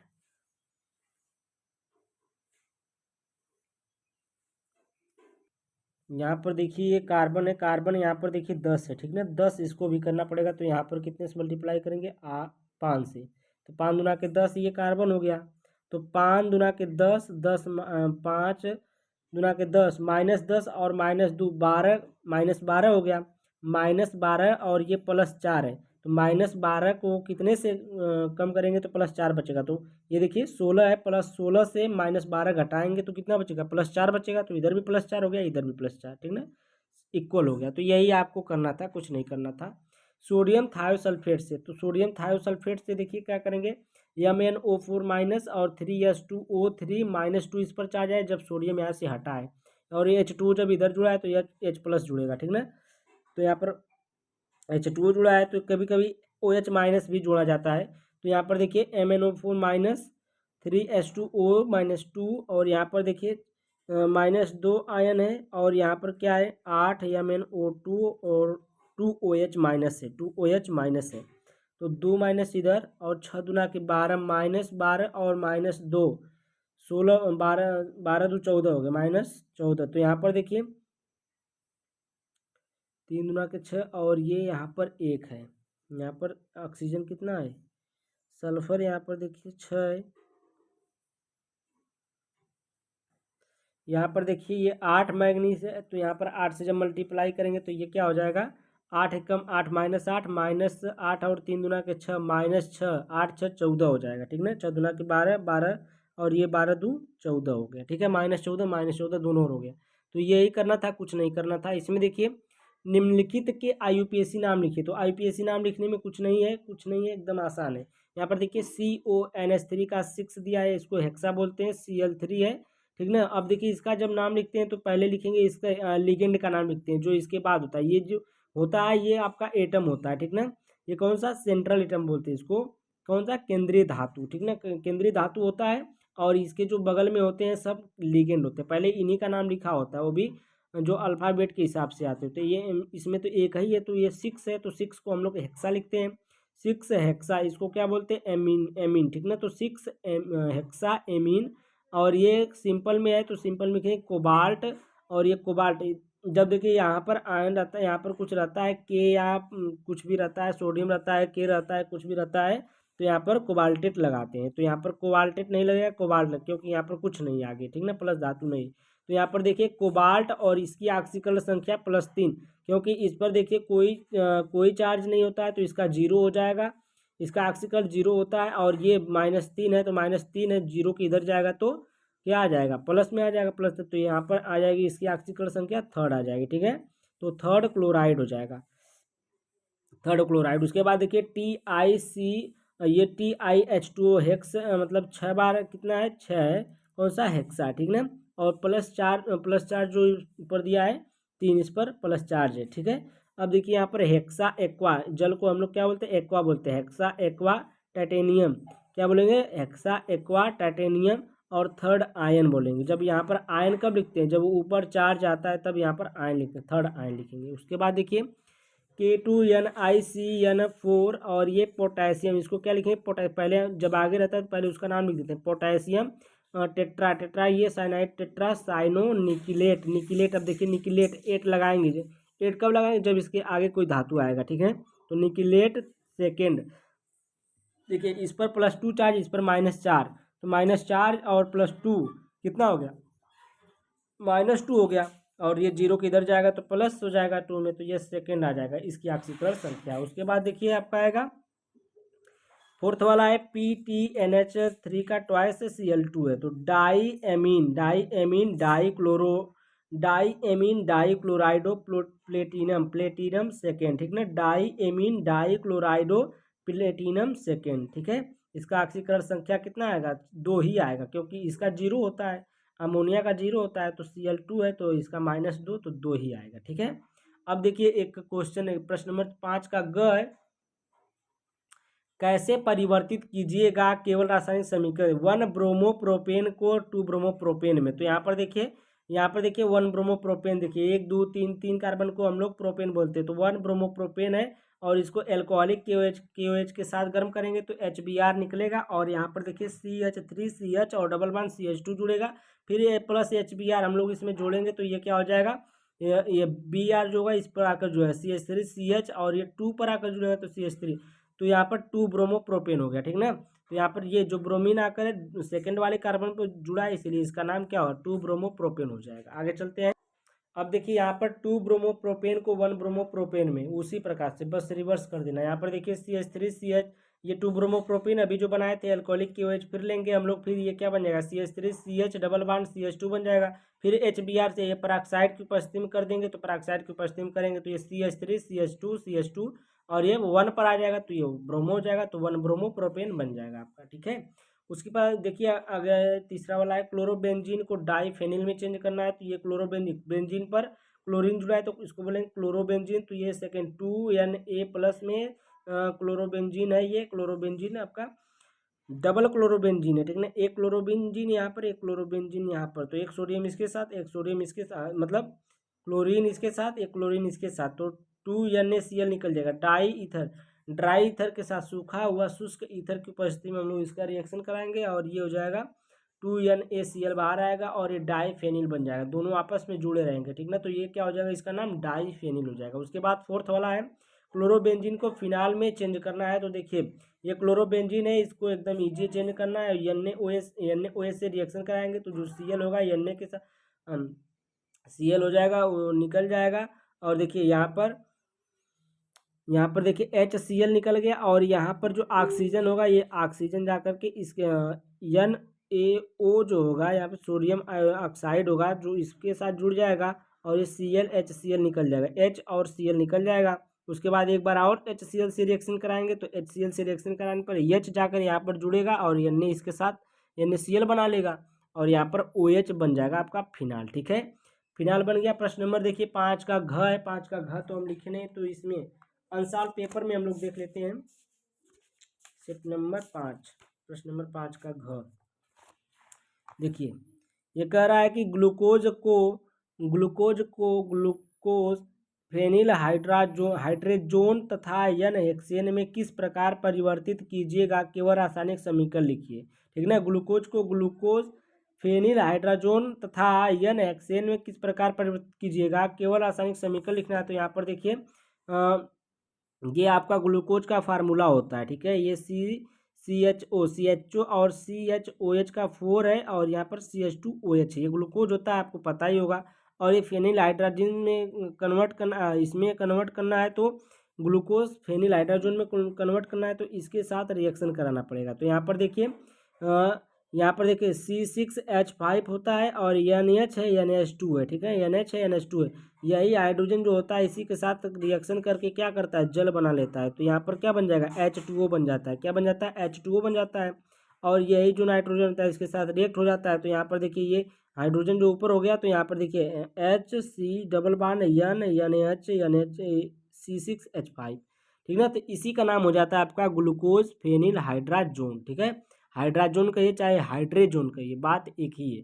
उसके बाद देखिए हम लोग दूसरा वाला है, दूसरा वाला इसी में है। दूसरा वाला तो देखिए दूसरा वाला क्या कहा था, इसमें हम लोग देख लेते हैं सेट नंबर 5 में।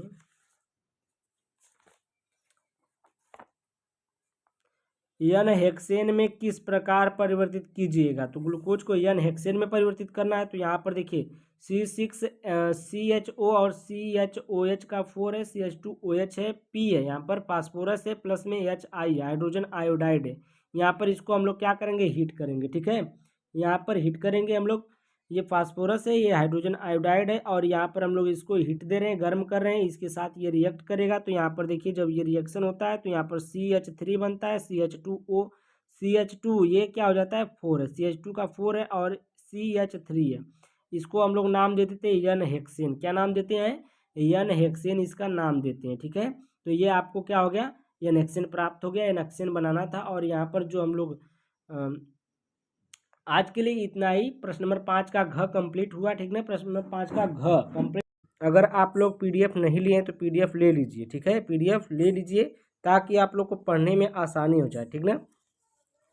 पीडीएफ को खरीद दीजिए। और बहुत ही महत्वपूर्ण ये पीडीएफ आपको जो दी जा रही है बहुत ही इम्पोर्टेंट है आपके परीक्षा के लिए, क्योंकि इसमें से 60 से 70% तक क्वेश्चन फंस सकते हैं, और इसीलिए हम कह रहे हैं कि पीडीएफ ले लीजिए। तो यहाँ पर देखिए एक जली विलयन जिसमें 12.48 ग्राम बेरियम क्लोराइड 1 किलोग्राम जल में घुला है और 373.0832 केल्विन पर उबलता है। बेरियम क्लोराइड के वियोजन की मात्रा की गणना कीजिए। Kb बराबर इतना दिया है। BaCl2 का मोलर द्रव्यमान जो है 208.34 दिया है, ठीक है। वहाँ पर देखिए, यहाँ पर देखिए यम बराबर आपका कितना दिया है, 208.34, ठीक है। विलेय जो है बेरियम क्लोराइड का द्रव्यमान जो दिया है 12.48 ग्राम दिया है। विलायक का जो जल का जो द्रव्यमान है 1 kg है, यानी कि 1000 ग्राम कह सकते हैं, या kg में दिया है तो 1 kg। तो यहाँ पर देखिए टीबी का मान दिया है, ये कितना दिया है, 373.0832 केल्विन दिया। उसके बाद केबी का मान आपका यहाँ पर दिया ही है। अब हमें निकालना क्या है, देखिए फार्मूला आपका होता है डेल्टा टीबी बराबर I into KB into M, ठीक है। अब इसमें देखिए एक जली विलयन है जिसमें इतना ग्राम बेरियम क्लोराइड इतना जल में घुला है, और ये बेरियम क्लोराइड वियोजन की मात्रा गणना करें। वियोजन की मात्रा यानी कि आई का मान निकालना है, ठीक ना। वियोजन की मात्रा क्या मतलब आई का मान निकालना है। तो आई का मान निकालने के लिए हम फार्मूला का यूज करेंगे, डेल्टा टीबी बराबर आई इंटू KB इंटू यम, ठीक है। तो यहाँ पर देखिए डेल्टा ये TB माइनस TB नाट, ठीक है, TB नाट माइनस IKB इंटू में विलेय के मोलों की संख्या और विलायक का भार, यानी कि ये क्या है, ये भी एक फार्मूला ही है, ठीक ना। ये क्या है, फार्मूला है। तो यहाँ पर क्या हो जाएगा आपका, देखिए जब हम लोग आई का मान निकालेंगे तो हम लोगों को पहले ये सब चीज़ें पता होना चाहिए, है ना, ये सब चीज़ें पता होना चाहिए। तो यहाँ पर मुझे लग रहा है कहीं मिस्टेक है, यहाँ पर बराबर रहेगा, यहाँ पर क्या रहेगा, बराबर रहेगा, ठीक है। तो इससे यहाँ पर बराबर है, तो यहाँ पर बराबर हो गया। अब देखिए क्या होगा, यहाँ पर विलेय का द्रव्यमान, विलेय का मोलों की संख्या, ये क्या है, एन बराबर अणु स्मॉल w बटे कैप स्मॉल यम है, ठीक है। एन बराबर क्या होता है, भार बटे अणु भार होता है। तो विलायक का भार ये आपका किस में दिया, इन kg में, यानी कि 1 किलोग्राम में दिया है। तो इसको हम लोग ये क्या है, ये वाली चीज़ यहाँ पर रखेंगे, इसके जगह पर, ये पूरे की जगह पर क्या रखेंगे, ये रखेंगे। तो यहाँ पर रखें तो ये क्या हो जाएगा, विलेय का द्रव्यमान ऊपर वाला विलेय का द्रव्यमान हो गया, विलेय का अणु भार नीचे वाला विलेय का अणु भार हो गया, और इसमें ही मल्टीप्लाई कर देगा। तो ये विलायक का क्या हो जाएगा, भार हो जाएगा इन kg में।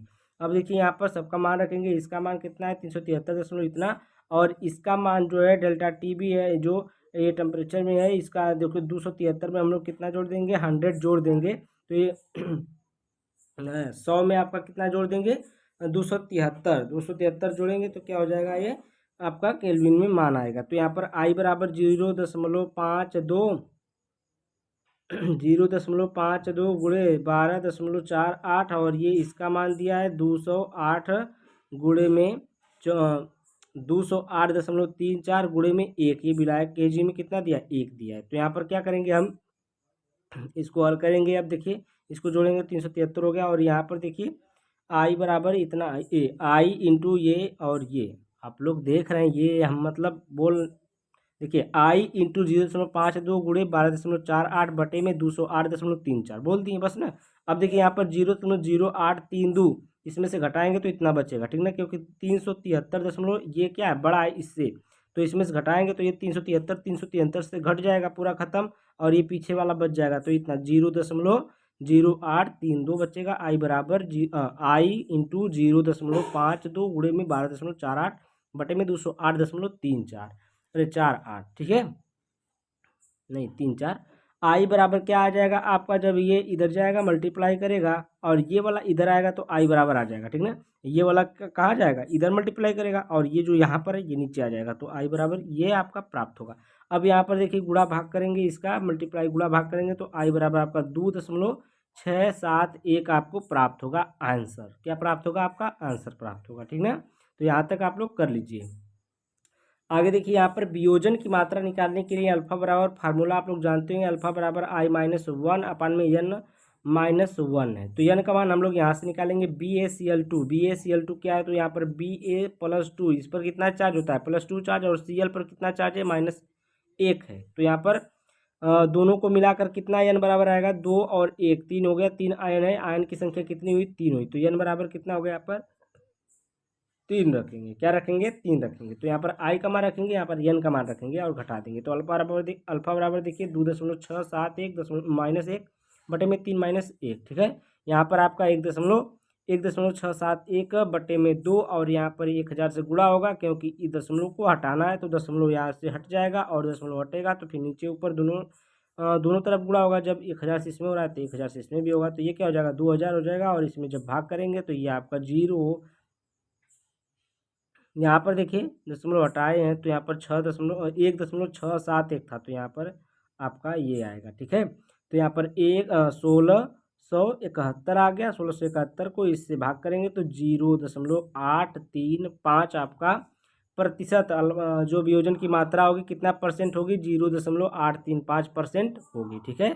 तो ये आपका क्या आ जाएगा आंसर आ जाएगा। उसके बाद देखिए प्रश्न 6 का क अथवा है, ये देखिए कह रहा है कि NaCl का 1.2% बिलियन ग्लूकोज के 7.2% बिलियन के समपराशरी है। NaCl बिलियन के वांट हाफ गुणांक की गणना कीजिए। वांट हाफ गुणांक का गणना करना है तो NaCl के लिए देखिए 1.2% का अर्थ होता है कितना 1.2 ग्राम NaCl घुला हुआ है किसमें 100 ml में, 100 ml में कितना है 1.2 ग्राम नमक घुला हुआ है ठीक है। अब देखिए V बराबर क्या होता है आपका V है जो कितना है ml है, कितना दिया है 100 ml, V बराबर आयतन कितना दिया है 100 ml दिया है और 100 ml यानी कि मान लीजिए आपको 1 ml का मान निकालना है तो 1 ml का मान कैसे निकालेंगे 100 बटे क्या कर देंगे 1000 तो एक ये क्या हो जाएगा 1/10 यानी कि लीटर आ जाएगा। अगर लीटर में हम ml को चेंज करेंगे कितना से भाग करेंगे 1000 से भाग करेंगे तो 1000 से भाग करेंगे 2 0 से 2 0 कटेगा और 1/10 आ जाएगा लीटर में ठीक है। तो जब यहाँ पर भाग करेंगे 1/10 से तो यहाँ पर V बराबर क्या है 0.1 लीटर ये आ गया, 0.1 लीटर आ गया और ये स्मॉल W का मान कितना दिया है 1.2 ग्राम, कहाँ पर दिया है 1.2 ग्राम यहाँ पर NaCl घुला हुआ है ठीक है। NaCl का अणुभार जब निकालेंगे तो 23.35.5 23 + 35.5 ठीक है। 35.5 किसका होता है Cl का होता है, Na का कितना होता है 23 होता है, दोनों को जोड़ेंगे तो 58.5 ग्राम प्रति मोल ये आएगा ठीक है। और ये फार्मूला है आपका PV = INRT, PV = INRT है फार्मूला है। अब यहाँ पर देखिए क्या होगा P1 लेंगे एक बार P2 लेंगे तो यहाँ पर P1 क्या है आपका I है, P1 बराबर क्या आ जाएगा I इंटू W अपान में N, ये क्या W का मान क्या होता है N बराबर होता है ना W/M, तो यही रखा हुआ है RT और बटे में V का यहाँ से V उठ करके मल्टीप्लाई कर रहा था तो यहाँ पर गुणा भाग में आ गया ठीक है, किस में आ गया भागे में आ गया। तो यहाँ पर P1 = क्या हो जाएगा I इंटू 1.2 गुणे में RT बटे में 58.5 गुणे में 0.1 ये आ गया, इसको मान लेंगे हम लोग समीकरण नंबर 1। थोड़ा सा जल्दी जल्दी तो बोल रहा हूँ, लेकिन आप लोगों को क्या करें, हम लोग छोटी सी वीडियो बनाना चाह रहा हूँ, बहुत बड़ी वीडियो हो जाएगी। ग्लूकोज के लिए अब देखिए, ग्लूकोज के लिए हम लोग निकालेंगे उसी प्रकार से एकदम निकालेंगे। 7.2% का अर्थ होता है इतना, और V इसका इतना दिया जिसमें 1 लीटर है, और इतना हम लोग लीटर में चेंज किए थे, उधर आप लोग देखे होंगे। और यहाँ पर अणुभार जब निकालेंगे ग्लूकोज का तो 180 आएगा यम का मान, और ये PV इक्वल टू NRT होता है, ठीक है। तो यहाँ पर P2 का मान हम लोग निकालेंगे, P2 बराबर वहाँ पर P1 निकालते हैं, यहाँ पर P2, तो ठीक ना। तो यहाँ पर P2 बराबर क्या हो जाएगा, 7.2, ये भार और ये अणुभार का मान रख देंगे, और RT आएगा, आई है, और ये V का मान 0.1 रखें, ठीक ना। यहाँ पर देखिए हम लोग समीकरण नंबर 2 बना दिए यहाँ पर। तो विलियन पर समपराश्रय है, विलियन क्या है, समपराश्रय, क्यों, क्योंकि P1 इक्वल टू P2, ठीक है। हम लोग यहाँ पर I का मान क्या लिए हैं, I का मान देखिए लिए ना 1, यहाँ पर I का मान 1 लिए हैं, और यहाँ पर भी आपका आई का मान नहीं यहाँ पर लिए, ठीक है। और यहाँ पर देखिए NaCl जो होता है, NaCl का जब हम लोग जल अपघटन कराते हैं तो Na प्लस में और Cl माइनस में टूटता है, आयन में टूटता है। और देखिए जो C6H12 वो 6 होता है, ये नहीं टूटता, ठीक ना। इसलिए इसका जो होता है I बराबर जो होता है, इसका कितना मानते हैं हम लोग, 1 लेते हैं, ठीक ना। तो यहाँ पर देखिए, अब यहाँ पर जब P1 बराबर P2 हम लोग मान लिए हैं, तो P1 जो है P2 के बराबर है, तो P1 बराबर इतना था, तो P1 का मान यहाँ पर रख दिए, बराबर में P2 का मान रख दिए। अब देखिए हमको क्या करना है, काटना है दशमलव से, देखिए दशमलव कट जाएगा, और यहाँ पर देखिए 6 से कटेंगे, 12 से 12, 12 कम 12, 12 छक्का 72 कट जाएगा, ठीक है। RT से RT कट जाएगा, RT से RT कट जाएगा, 0.1 से 0.1 कटेगा। और देखिए आपका 6 से कटेगा, ये 180, 6 से 36 18, 30 बार में कटेगा, तो 30 यहाँ पर आ गया। अब देखिए यहाँ पर क्या आई बटे में 58.5 बराबर 1 बटे में 30 आपका देखिए, अब कुछ नहीं करेंगे, इसको हम लोग इधर भेज देंगे और इसी में भाग कर देंगे, तो दशमलव हटाएंगे तो ये 585 हो जाएगा, 585, और ये हो जाएगा 300, ठीक है। अब देखिए क्या हो जाएगा आपका, अब ये क्या हो जाएगा, 3 से हम लोग इसको काट देंगे तो 195 आ जाएगा। तो आई बराबर क्या आ जाएगा आपका, 195 आ जाएगा। तो 195/100, और 100 से जब भाग करेंगे इसमें तो 1.95 आ जाएगा, क्या आ जाएगा, 1.95 आएगा। NaCl के लिए वाट हाफ गुणांक जो है 1.5 है, क्या हो जाएगा, 1.95 है। इतना आपका आंसर आ गया, ठीक है। आगे चलते हैं हम लोग नेक्स्ट क्वेश्चन पर, थोड़ा जल्दी जल्दी समझने की कोशिश करिए। यहाँ पर प्रश्न नंबर 6 का ख, निम्नलिखित अभिक्रियाओं में प्रयुक्त अभिकर्मकों के नाम लिखिए। तो फिनाल का 2,4,6 ट्राइब्रोमोफिनाल में ब्रोमीन जो होता है, इसमें क्या कौन सा अभिकर्मक आपको प्राप्त होता है, वही अभिकर्मक कौन सा लगता है वही बताना है। तो इसमें देखिए कौन सा अभिकर्मक लगता है, Br2 प्लस H2O ब्रोमीन जल का उपयोग किया जाता है। इसमें कौन सा अभिकर्मक का उपयोग किया जाता है, Br2 प्लस H2 ब्रोमीन जल का उपयोग किया जाता है, ठीक है। बेंजिल एल्कोहल से बेंजोइक अम्ल में जब हम लोग परिवर्तन करते हैं तो इसमें आपका KMnO4 प्लस ये एसिड लिया जाता है, जो H2SO4 हो सकता है या HNO3 हो सकता है, अभिकर्मक का उपयोग करते हैं, इस अभिकर्मक का उपयोग करते हैं। उसके बाद देखिए तीसरा है प्रोपेन टू आल का प्रोपीन में निर्जलन। तो यहाँ पर जब हम लोग प्रोपेन टू आल का प्रोपीन में निर्जलन कराते हैं तो इसमें देखिए परिवर्तन करते समय हम लोग इसमें 85% H3PO4 लेते हैं, क्या लेते हैं, H3PO4 का प्रयोग करते हैं। यहाँ पर ब्यूटेन टू ओन से ब्यूटेन टू आल में परिवर्तन के समय हम लोग क्या लेते हैं, देखिए लिथियम एल्युमिनियम हाइड्राइड लेते हैं। तो यहाँ पर अभिकर्मक का उपयोग करते हैं, कौन सा, लिथियम एल्युमिनियम हाइड्राइड का। पांचवा, प्राथमिक अम्ल का कार्बोक्सिलिक अम्ल में ऑक्सीकरण जब कराते हैं तो कौन सा अभिकर्मक लेते हैं, तो हम लोग KMnO4H+ लेते हैं, जो ऊपर वाला था ना उसी प्रकार से ये वाला जो था दूसरा वाला उसी पर KMnO4 प्लस H+ है, और इसका इस अभिकर्मक का उपयोग करते हैं, ठीक है। पोटेशियम मैग्नीशियम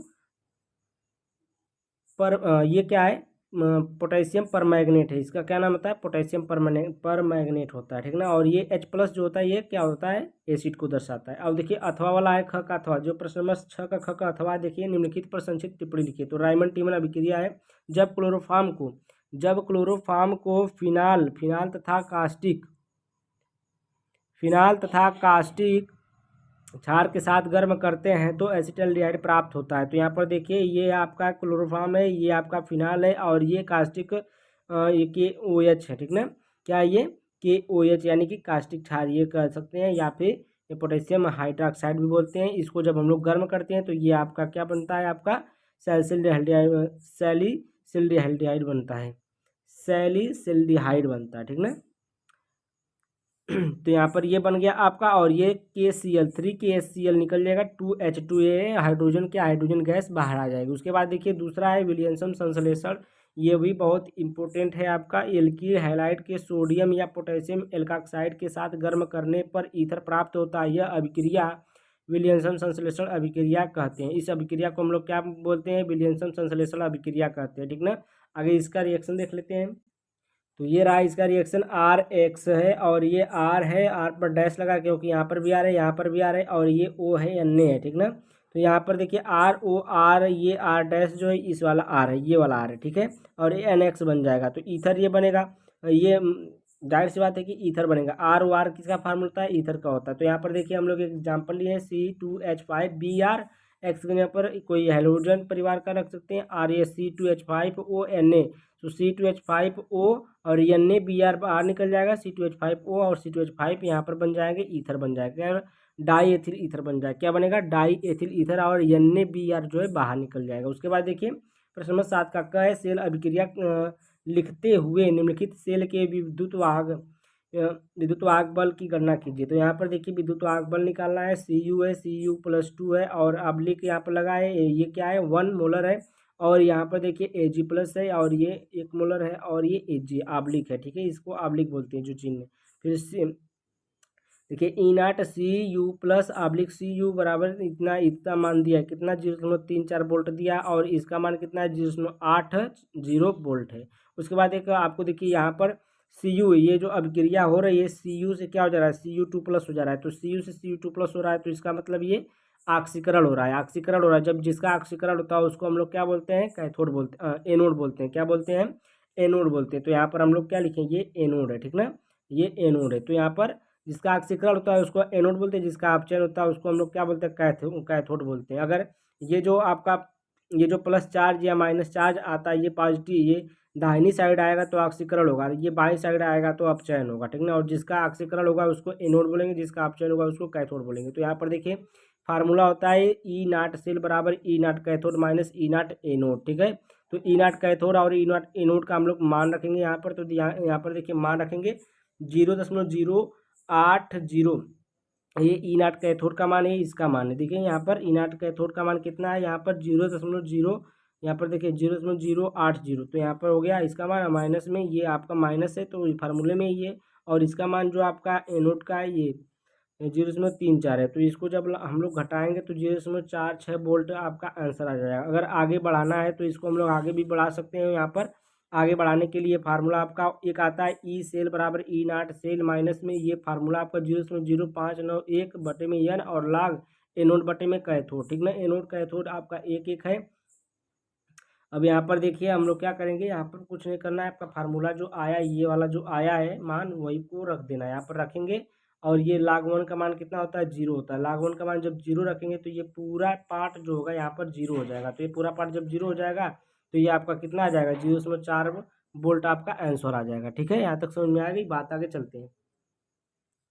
अब यहाँ पर देखिए डेनियल सेल के लिए मानक इलेक्ट्रोड विभव 1.1 वोल्ट है। निम्नलिखित अभिक्रिया के लिए मानक गिब्स ऊर्जा की गणना कीजिए। तो Zn यहाँ पर दिया है और Cu2+ एक्वस में दिया है, Zn2+ एक्वस और Cu सॉलिड है, ठीक है। उसके बाद देखिए यहाँ पर मान दिया है इतना इतना, डेल्टा G0 का मान निकालना है। तो डेल्टा G0 बराबर होता है फार्मूला -NF E0 सेल बराबर F बराबर जो होता है 96,500 फैराड कूलम्ब इसका मान होता है। तो यहाँ पर देखिए एनोड पर हम लोग लेंगे तो Zn बराबर इतना, Zn2+ हो जाएगा, और ये 2 इलेक्ट्रॉन क्या बाहर आ रहा है, ठीक ना, 2 इलेक्ट्रॉन के बाहर आ रहा है। कैथोड पर जब लेंगे तो 2 इलेक्ट्रॉन इसमें जुड़ेगा, तो यहाँ पर Cu+ n बराबर कितना आएगा? 2 आएगा, कितना?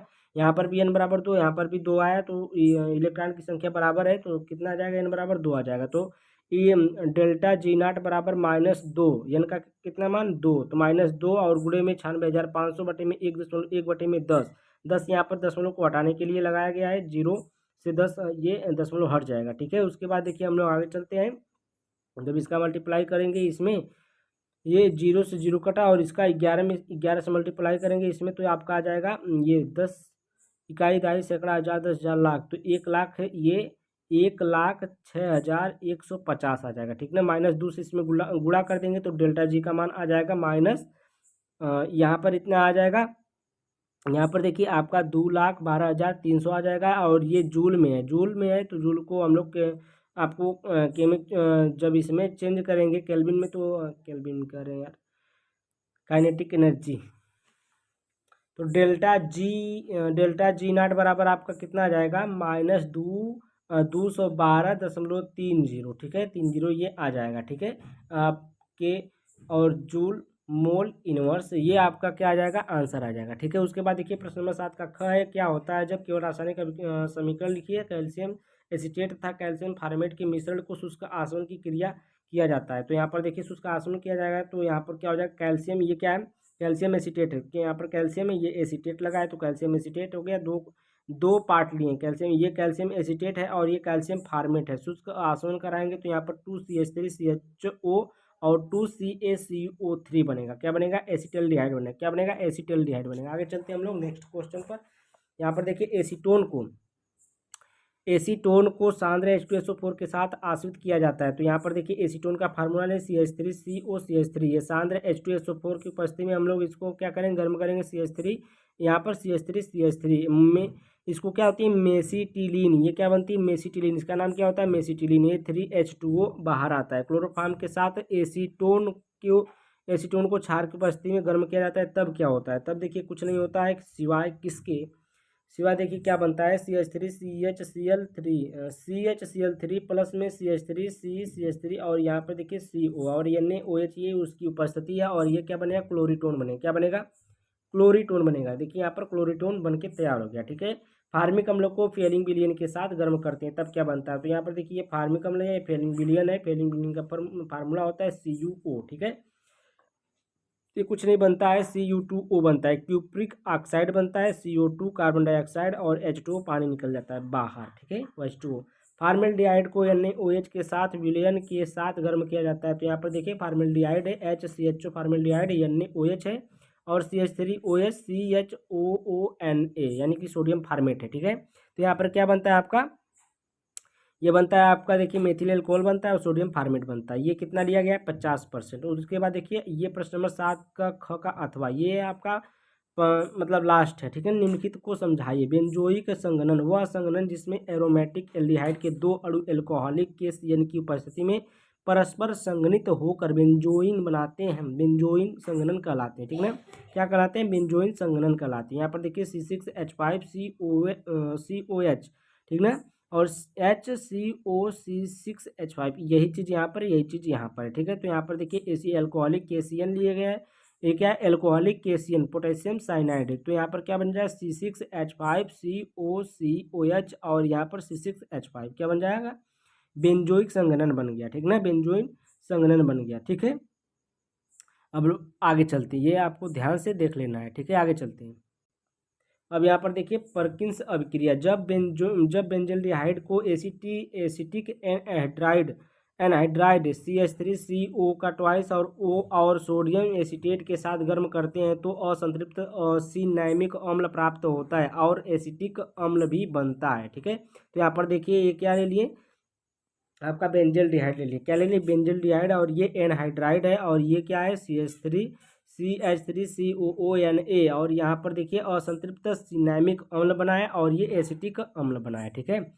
और यहाँ पर देखिए क्रॉस कैनिजारो अभिक्रिया पूछा है, तो क्रॉस कैनिजारो अभिक्रिया देखिए बेंजल्डिहाइड के एक अणु और फार्मेल्डिहाइड के एक अणु का NaOH से अभिक्रिया कराने पर बेंजल्डिहाइड अणु का अपचयन होता है, जिससे बेंजील एल्कोहल बनता है, और फार्मेल्डिहाइड अणु का ऑक्सीकरण होता है तो सोडियम फार्मेट बनता है। तो यहाँ पर देखिए क्या बना है, एक अणु ये आपका है बेंजल्डिहाइड है, और ये फार्मेल्डिहाइड है और बेंजल्डिहाइड है, और दोनों को सोडियम हाइड्रोक्साइड के साथ क्या किए हैं, रिएक्शन कराएं, तो ये बनेगा बेंजिल एल्कोहल बनेगा। जो इसके साथ क्रिया कराएगा वो क्या बन जाएगा, बेंजिल एल्कोहल बनेगा, और ये क्या बनेगा, एक सोडियम फार्मेट बनेगा, ठीक ना, ये क्या बनेगा आपका, सोडियम फार्मेट बनेगा। तो ये आपका प्रश्न नंबर जो सेट नंबर 5 था केमिस्ट्री का, ये सेट नंबर आपका 5 पूरा हुआ खत्म, ठीक है। Thank you, bye bye for watching my video को लाइक, चैनल को सब्सक्राइब करके जाइएगा, बाय बाय।